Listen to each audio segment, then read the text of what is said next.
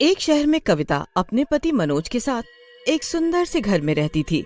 एक शाम बड़ा ही अच्छा मौसम हो रहा था और उस दिन मनोज की ऑफिस की छुट्टी भी होती है। मौसम को देखकर कविता का बाहर घूमने जाने का बड़ा ही मन करता है। वो मनोज से बोलती है, मनोज चलो ना बाहर कहीं चलते हैं, कितना अच्छा मौसम हो रहा है। ठीक है चलो, पास में पार्क है वहीं चलते हैं। वो दोनों नजदीक के एक पार्क में चले जाते हैं और वहाँ जाकर ताजी हवा में घूमने लगते हैं। घूमते घूमते काफी समय बीत जाता है और बादल एकदम काले हो जाते हैं।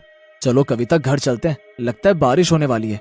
अरे कितना अच्छा लग रहा है, और अब घर जाने की बात कर रहे हो? मुझे नहीं जाना घर, अभी और घूमना है। कविता इतना बोलती है कि एकदम से बारिश शुरू हो जाती है। दोनों जल्दी से भागकर एक पेड़ के नीचे जाकर खड़े हो जाते हैं। हे भगवान, पता नहीं ये बारिश क्यों शुरू हो गई। छत पर रखे मेरे कपड़े भी भीग जाएंगे अब। वो दोनों पार्क से निकल पड़ते हैं और अपने घर की ओर जाते हैं। रास्ते में उनको नीचे एक सुंदर छाता पड़ा हुआ दिखाई देता है। अरे वो देखो छाता, मुझे लगता है कोई अपना छाता यहीं भूल गया है। चलो ना इस छाते को जल्दी उठाओ। नहीं नहीं, हमें ऐसी पड़ी हुई चीजों को कभी नहीं लेना चाहिए। अरे ये छाता ही तो है, अभी बारिश इतनी तेज है और ये छाता ही हमें इस बारिश से बचा सकता है। बाद में जब कभी दोबारा पार्क आएंगे तो इसे यहीं रख देंगे, जिसका भी ये छाता होगा वो ले जाएगा। कविता की बात मानकर मनोज उस छाते को उठा लेता है। छाता उठाते ही उसे अजीब सा महसूस होता है, पर वो ध्यान नहीं देता और दोनों अपने घर के लिए निकल पड़ते हैं। घर पहुंचने के बाद कविता छाते को अपने कमरे में रख देती है। हे भगवान, आज तो इस छाते ने हमें बारिश में भीगने से बचा लिया। हाँ सच में, तुमने बिल्कुल सही कहा कविता। अच्छा, क्या तुम मेरे लिए एक कप चाय बना दोगी? हाँ क्यों नहीं, अभी बनाती हूँ, और उसके साथ गर्मा गर्म पकौड़े भी। जैसे ही कविता रसोई की ओर बढ़ती है तो उसे कुछ सुनाई देता है। कविता, कविता, मेरे पास आओ कविता। कविता पीछे मुड़ती है और देखती है, पर रसोई में कोई नहीं होता। फिर वो चाय बनाने में लग जाती है कि उसे फिर से वही आवाज सुनाई देती है। तुम कहाँ जा रही हो? यहाँ आओ ना, मेरे पास आओ कविता, मेरे पास आओ, मेरे पास आओ। आवाज सुनकर कविता बहुत डर जाती है और पीछे की ओर हटने लगती है। तभी उसे अपने कंधे पर किसी का हाथ महसूस होता है। कौन है मेरे पीछे? कविता, ये मैं हूँ। तुम्हें क्या हुआ? तुम इतना डरी क्यों हुई हो? ओह मनोज, ये तुम हो? मुझे लगा कि कोई और है। हमारे अलावा यहाँ और कौन मौजूद हो सकता है? मुझे लगता है तुम बहुत थक गई हो। मुझे बार बार एक आवाज सुनाई दे रही थी, जैसे मेरा नाम लेकर कोई मुझे पुकार रहा हो, और पता है वो आवाज मेरे कमरे से आ रही थी। ऐसा कुछ भी नहीं है कविता, तुम बस आराम करो और मैं चाय अपने हिसाब से बना लूंगा। मनोज कविता की बातों पर ज्यादा ध्यान नहीं देता है और अपने लिए चाय बनाने के लिए रसोई में चला जाता है। कविता अपने कमरे में जाकर लेट जाती है कि तभी उसे फिर से वही आवाज आती है। कविता डर कर बैठ जाती है, ध्यान से आवाज सुनने की कोशिश करती है। आवाज कहीं और से नहीं बल्कि उस छाते से आ रही होती है और वो छाता अपने आप हिल रहा होता है। कविता डर कर कमरे से भागती है। छाता एकदम नीचे गिर पड़ता है और अपने आप खुल जाता है। छाता खुलते ही उसमें से एक चुड़ैल बाहर आती है। कहाँ गई ये औरत? इसे मैं जिंदा नहीं छोड़ूंगी, और फिर इसके मरने के बाद ही तो इसका पति मेरा हो पाएगा। जब उसने मुझे सड़क से उठाया, मुझे तो तभी उससे प्यार हो गया था। अब चाहे कुछ भी हो जाए, मैं इसकी बीवी की जान लेकर रहूंगी और हमेशा इसके पति के साथ रहूंगी। उसके बाद चुड़ैल छाता उठाती है और घर के बाहर बारिश में घूमने लगती है। दूसरी ओर रसोई में कविता अपने पति को सारी बात बता रही होती है, पर मनोज को अभी भी उसकी बात पर यकीन नहीं होता।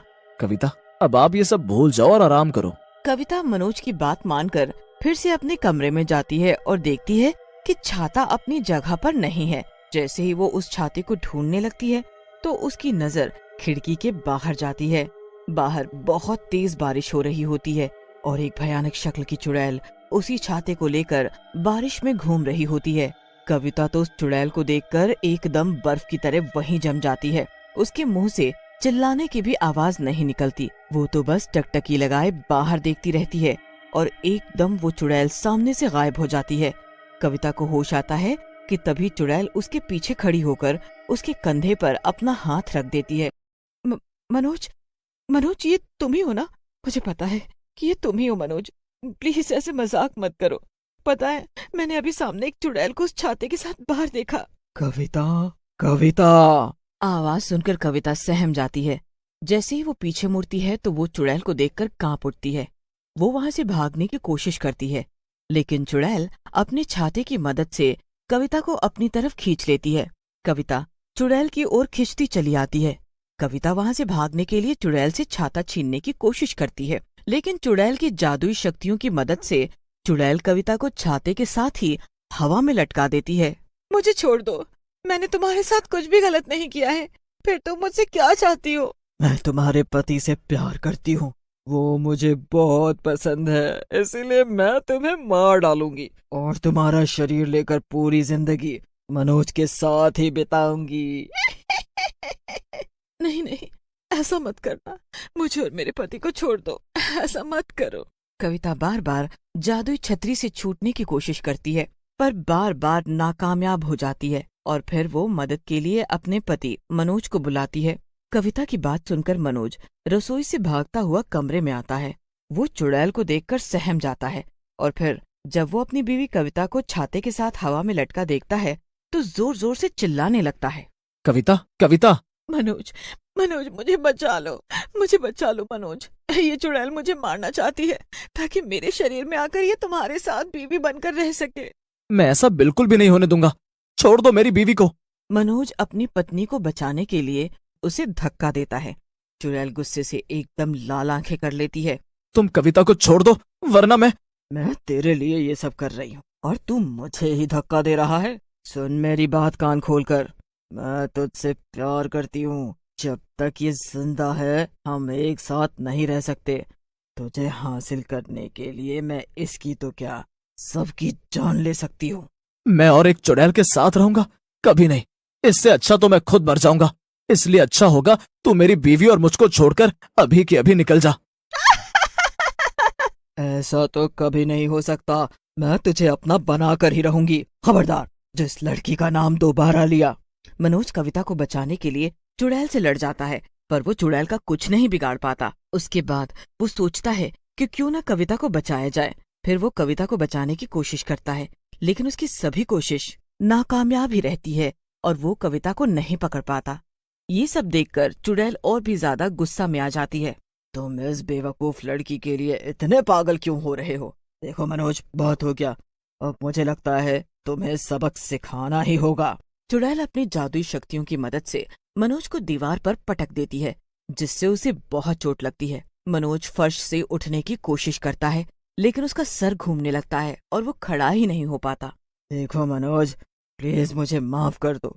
तुम्हें अपनी हरकतों की वजह से इस दर्द से गुजरना पड़ेगा, पर चिंता मत करो, मैं ज्यादा समय नहीं लूंगी। एक बार ये लड़की मर जाए तो हम दोनों एक साथ हो जाएंगे।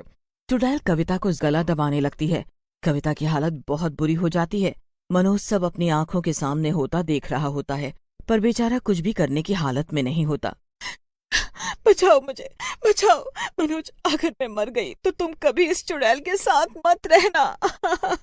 मनोज। मनोज बेबस पड़ा होता है कि तभी उसकी नजर उस छाते पर जाती है। ये छाता इस चुड़ैल का है और ये सब कुछ इस छाते की वजह से ही शुरू हुआ। मुझे इस छाते को तोड़ना होगा। ये चुड़ैल इस छाते के साथ आई है और शायद इसके टूटने के बाद ही मरेगी। मनोज इधर उधर देखता है तो उसे पास में एक लाइटर दिखता है। वो लाइटर उठाता है और छाते के पास जैसे तैसे पहुंचता है। उसके बाद वो छाते में आग लगा देता है। छाते में आग लगते ही चुड़ैल भी जलने लगती है। नहीं नहीं, ये क्या किया तुमने? इस छाते में तो मेरी जान थी और तुमने इसको ही जला डाला। छाता जलकर राख हो जाता है और छाते के साथ वो चुड़ैल भी। कविता भागते हुए मनोज के पास आती है। तुम ठीक तो हो ना? हाँ मनोज, मैं बिल्कुल ठीक हूँ, पर देखो ना तुम्हारे कितना खून बह रहा है। थोड़ी सी चोट है, तुम चिंता मत करो, ठीक हो जाएगी। अगर आज तुमने मुझे नहीं बचाया होता तो वो चुड़ैल मुझे मार ही डालती। मनोज, तुम अब ये सब मत सोचो और इसे एक बुरे सपने की तरह भूल जाओ। इसके बाद कविता और मनोज खुशी खुशी रहने लगते हैं और वो चुड़ैल फिर कभी उनकी जिंदगी में वापस नहीं आती।